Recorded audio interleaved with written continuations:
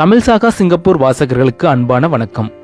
உலகத்துல சீன மக்களுக்கு அடுத்து இந்தியர்கள் தான் தங்கத்தை அதிகமாக வாங்குவதிலும் சேமிப்பதிலும் தங்கத்தில் முதலீடு செய்வதிலும் அதிகமாக ஆர்வம் காட்டி வராங்க. பொதுவாக வசதி உள்ளவர்கள் தங்கத்தில் முதலீடு செய்வார்கள். அடித்தட்டு மக்கள் தங்கம் வாங்குவதை பல நாள் கனவாகவே வைத்திருப்பார்கள்.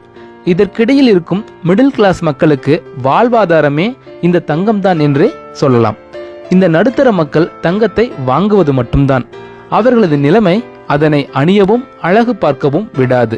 அதற்கான காரணம் என்னன்னு பார்த்தீங்கன்னா, யாரிடமும் கை நீட்டி கடன் வாங்காமல் வாழ வேண்டும் என்று நினைப்பார்கள். வாங்கிய தங்கத்தை அடகு வைத்து அதன் மூலம் அவர்களின் தேவைகளை பூர்த்தி செய்து கொள்வார்கள். இதுவே நடுத்தர மக்களின் அன்றாட வாழ்வியலாக மாறிவிட்டது. அவர்கள் வாங்கும் தங்கம் இவ்வாறே நடுத்தர மக்களுக்கு பயன்பட்டு வருகிறது.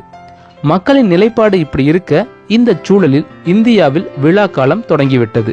தீபாவளி, கிறிஸ்துமஸ், புத்தாண்டு, பொங்கல் என்று அடுத்த 4 மாதங்களுக்கு பண்டிகைகள் களை கட்டும். இந்த காலத்தில்தான் பணியாளர்களுக்கு போனஸ் அதிகமாக கிடைக்கும். அதில் வரும் பணத்தில் பலர் தங்கத்தில் முதலீடு செய்ய விரும்புவார்கள். குறிப்பாக தங்களது உறவினர்கள் அல்லது தெரிந்தவர்கள் சிங்கப்பூரில் இருந்தால் தங்கம் வாங்கி வர சொல்வார்கள். ஆனால் சிங்கப்பூரிலிருந்து ஒரு குறிப்பிட்ட அளவுக்கு மேல் தங்கம் வாங்கி வந்தால் சுங்க வரி செலுத்த வேண்டும். எனவே வரி இல்லாமல் எவ்வளவு தங்கம் சிங்கப்பூரிலிருந்து கொண்டு செல்லலாம் என்பதை இந்த பதிவில் பார்க்கலாம். இந்தியாவுடன் ஒப்பிடுகையில் சிங்கப்பூரில் தங்கத்தின் விலை குறைவு என்பது அனைவருக்கும் தெரியும். அதோடு தங்கத்தின் தரமும் நன்றாக இருக்கும். தங்கத்தை இங்கிருந்து இந்தியாவுக்கு இறக்குமதி செய்தாலோ அல்லது கூடுதலாக வாங்கி வந்தாலோ செய்கூலி, இறக்குமதி வரி, நாணய மாற்று செலவுகள் மற்றும் ஜிஎஸ்டி என ஏகப்பட்ட கட்டணங்களை செலுத்த வேண்டியிருக்கும். இன்றைய நிலவரப்படி தங்கம் மீதான இறக்குமதி வரி 12.5%, ஜிஎஸ்டி 3% உள்ளது. இந்திய வரி விதிகளின்படி சிங்கப்பூர் உள்ளிட்ட வெளிநாடுகளில் இருந்து வரி இல்லாமல் குறைந்த அளவில்தான் தங்க நகைகள் வாங்கிச் செல்ல முடியும்.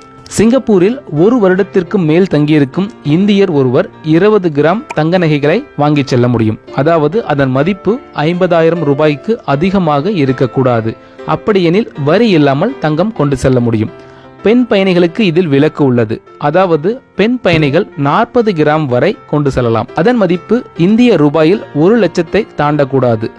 1 வயதுக்கு மேல் உள்ள குழந்தைகள் பெயரில் கூட தங்கம் வாங்கிச் செல்லலாம். இதற்கு வரி செலுத்த தேவையில்லை. அதுவே ஒருவேளை 1 வருடத்திற்கு குறைவாக சிங்கப்பூரில் தங்கியிருந்து தங்கம் வாங்கிச் செல்ல வேண்டுமென்றால் 36 விழுக்காடு இறக்குமதி வரி செலுத்த வேண்டும். அடுத்த முறை தங்கம் வாங்கும் பொழுது இந்த நிபந்தனைகளை மனதில் வைத்து